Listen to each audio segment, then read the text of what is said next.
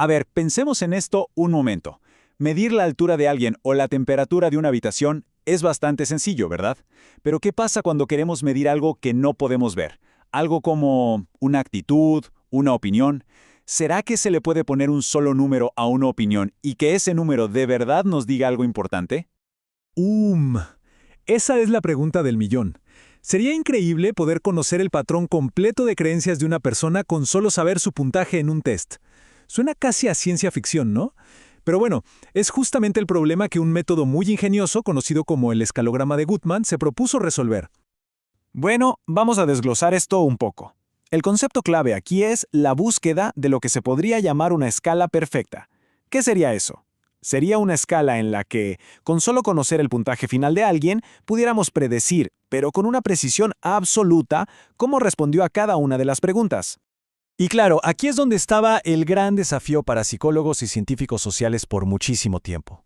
El creador de esta técnica, Louis Gatman, se dio cuenta de algo. Vio que muchos investigadores se lanzaban de cabeza a analizar datos sin detenerse a pensar si estaban midiendo una sola cosa o una mezcla de un montón de ideas distintas. Su método, básicamente, busca poner un poco de orden en todo ese caos. Entonces, ¿dónde está el truco? ¿Cuál es el secreto para construir esta escala casi perfecta? Pues fíjense, la magia no está en hacer preguntas súper complicadas, para nada. Está en su estructura. La clave es que las preguntas tienen que ser acumulativas.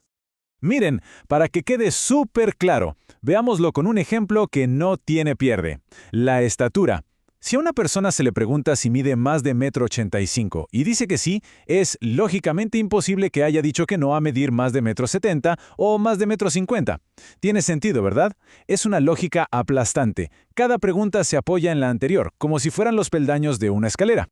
Exacto. La jerarquía aquí es lo fundamental. Si se llega al escalón de arriba, es porque se pasaron por todos los de abajo. Y esto es lo genial. El puntaje total deja de ser un simple número y se convierte en algo mucho más poderoso. Se convierte en un mapa completo de las respuestas de esa persona.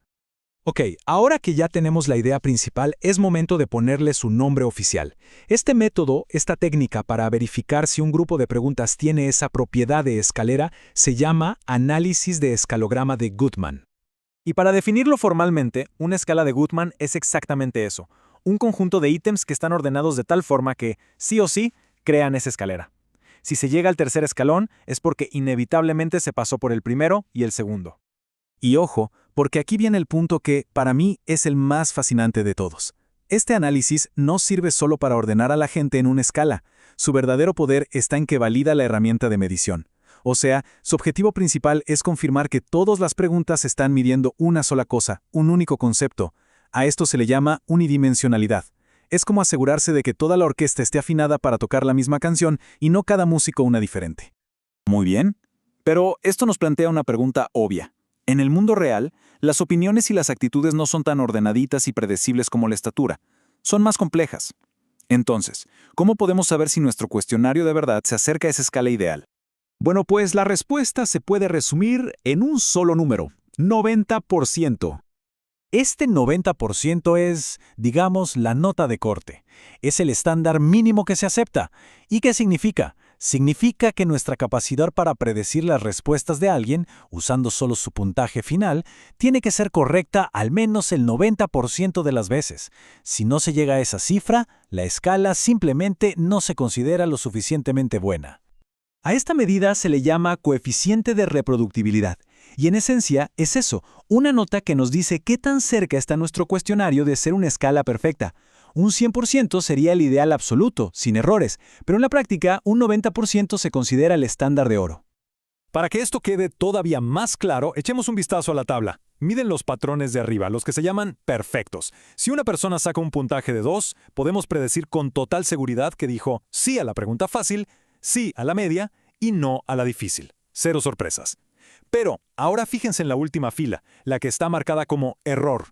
Aquí el puntaje también es de 2, pero el patrón es sí, no, sí. ¿Qué pasó? Dijo que sí a la más difícil, pero que no a la del medio. Eso rompe toda la lógica de la escalera. Eso precisamente es un error.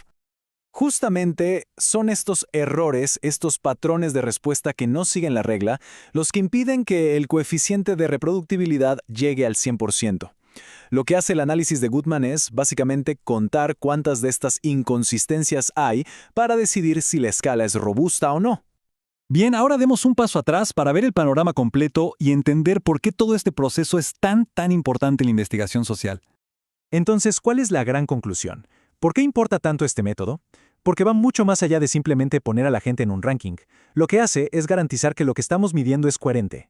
Y cuando una escala cumple con estos criterios, un simple puntaje, digamos un 3 de 5, deja de ser solo un número, se transforma en un resumen súper informativo de todo un patrón de actitudes.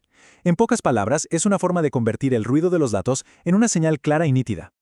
De hecho, el mismo Louis Goodman lo expresó perfectamente. Su método fue, en el fondo, un llamado de atención a la comunidad científica para ser mucho más rigurosos, más disciplinados, para que nos tomemos el tiempo de entender la estructura de lo que medimos antes de saltar a conclusiones.